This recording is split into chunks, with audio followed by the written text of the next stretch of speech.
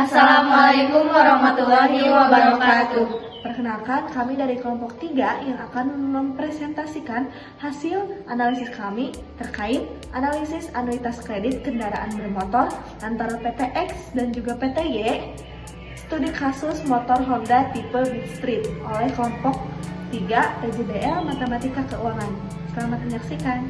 Perkenalkan, nama saya Zahra Dewi Hasan dengan NPM 243404111095 sebagai moderator. Perkenalkan, nama saya Siska Utami dengan NPM 243404111098 sebagai pemateri. Perkenalkan, nama saya Jani Sulansari dengan NPM 243404111097 sebagai pemateri. Perkenalkan, nama saya Saskia Fauzia Mudaidah dengan NPM 243441111160 sebagai pemateri. Selanjutnya, saya akan menyerahkan kepada pemateri untuk menjelaskan materi tentang anuitas. Langsung saja pada pembahasan. Apa saja yang akan kita bahas? Yang pertama ada sekilas tentang anuitas, penjelasan anuitas dan sebagainya. Yang kedua ada skema perhitungan yang sudah kita analisis. Yang ketiga ada hasil penghitungan. Dan yang keempat ada kesimpulan dan juga saran. Nah, baik teman-teman, di sini saya akan menjelaskan sekilas tentang anuitas. Apa sih anuitas itu? Anuitas adalah serangkaian pembayaran atau penerimaan uang secara berkala dalam periode waktu yang tetap, seperti bulanan maupun tahunan. Jumlahnya bisa tetap atau sesuai kesepakatan. Akan tetapi, menurut para ahli, anuitas biasanya terdiri dari cicilan pokok dan juga bunga, serta dilakukan secara rutin hingga jangka waktu tertentu. Anuitas secara garis besar terbagi menjadi 3. Di antaranya yang pertama adalah anuitas biasa atau ordinary annuity. Yang kedua ada anuitas di muka atau annuity due. Lalu yang ketiga anuitas ditunda atau deferred annuity. Nah, untuk persamaannya yang dipakai dalam anuitas ada 2 macam, yaitu pertama untuk nilai sekarang yaitu present value. Lalu untuk nilai yang akan datang adalah future value.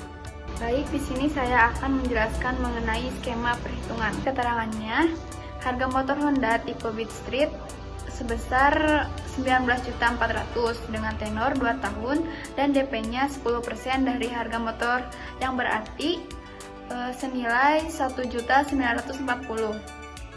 Dengan bunga kredit motor, bunga PT X sebesar 7,4%, bunga PT Y 9,25%. Cicilan motor setelah dipotong DP.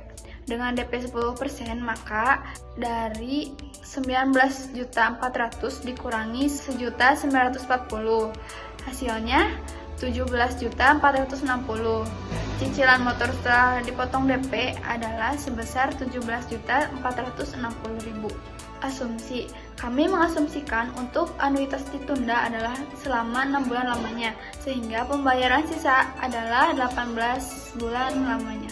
Dari hasil perhitungan skema dengan menggunakan formula atau rumus anuitas biasa ditunda maupun di muka yang telah dilakukan dan dianalisis, maka ditarik kesimpulan bahwa anuitas biasa harga motor Rp17.460, tenor 24 bulan. Hasil perbandingan angsuran PT X sebesar Rp704.899,21, sementara angsuran PT Y sebesar Rp799.659,80. Selisih bulanan Rp14.760,59. Total penghemat Rp354.254,16. Kesimpulan, skema PT X lebih menguntungkan dari sisi pengeluaran bulanan dan bisa menjadi pilihan yang lebih efisien bagi nasabah.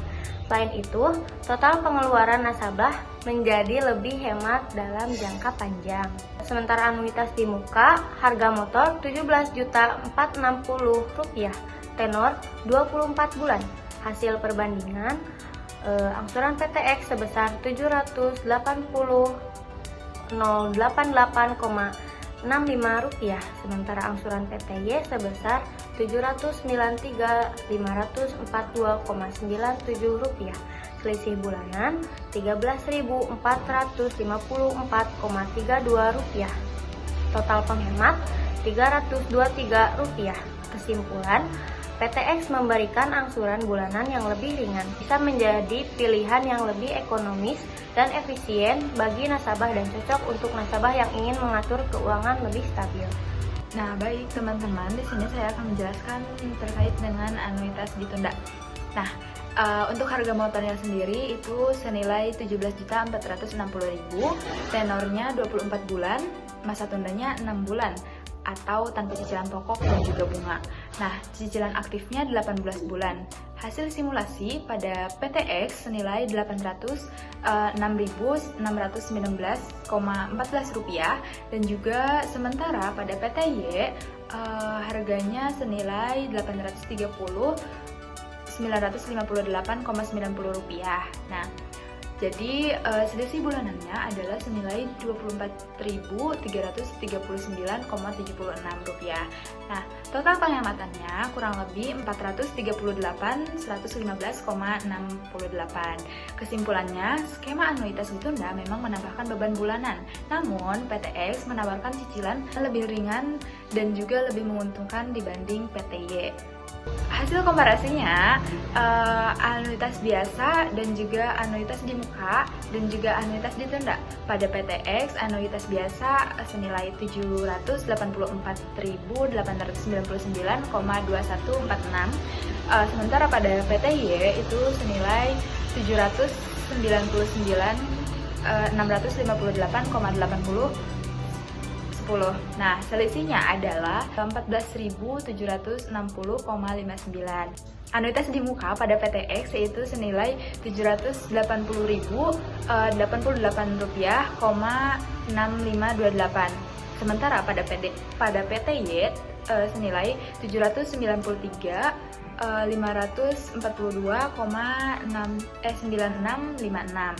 Nah, selisihnya senilai Rp13.454,32. Nah, yang terakhir pada anuitas ditunda, PTX senilai Rp806.619,13,932. Nah, sementara pada PTY senilai Rp830.958,9033. Selisih pada anuitas ditunda senilai Rp24.339,76. Nah, teman-teman, setelah dijelaskan oleh teman-teman saya tentang skenario penghitungan anuitas, dapat ditarik kesimpulan bahwa PTX menawarkan cicilan bulanan yang lebih ringan dibandingkan dengan PTY untuk semua jenis anuitas baik biasa, di muka maupun ditunda, dengan penghematan total antara Rp323.000 hingga Rp430.000. Hal ini menjadikan PTX sebagai pilihan yang lebih ekonomis dan efisien bagi debitur yang mencari skenario atau skema pembiayaan terjangkau dan tidak membebani keuangan. Nah, saran dari kami adalah jika Anda sedang mempertimbangkan pembiayaan dengan cicilan ringan dan efisien, kami menyarankan untuk memilih PTX. Selain menawarkan cicilan lebih terjangkau di semua jenis anuitas, PTX juga memberikan penghematan total yang lebih besar dibandingkan dengan PTY. Pilihlah lembaga pembiayaan yang sesuai dengan kemampuan dan kebutuhan finansial Anda.